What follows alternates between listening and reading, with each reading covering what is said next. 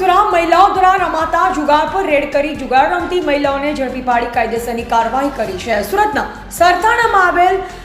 કરુણેશ હોમ્સમાં આવેલ flat number B103 વાલ કપાટિયા પાસે જુગાર પર સરથાણા પોલીસે રેડ કરી, જેમાં જુગાર રમતી મહિલાઓ પૈકી કૃષ્ણાબેન દિલીપભાઈ, ધીરુભાઈ બુહાની, નૈનાબેન રવજીભાઈ, પોપટભાઈ ડોબરિયાની, શર્મિષ્ઠાબેન કિશોરભાઈ, મગનભાઈ કાકડિયા, હંસાબેન હસમુખભાઈ, પોપટભાઈ ગજરાની, સોનલબેન દીપકભાઈ, ગોરધનભાઈ રાદડિયા, નૈનાબેન ભરતભાઈ, ભાવભાઈ ગોસ્વામીને પકડી પાડી જુગાર રમતા મળી આવી તેઓની તમામની અંગ ઝડપી કરતા રોકડ રૂપિયા 18,600 તથા દાવ પરના રોકડ રૂપિયા 600 તથા ગંજીપાના નંગ 52 કિંમત રૂપિયા 00 તથા લાઇટ બિલ નંગ 1 કિંમત રૂપિયા 0 મળી કુલ રોકડ રૂપિયા 18,600ની મતાના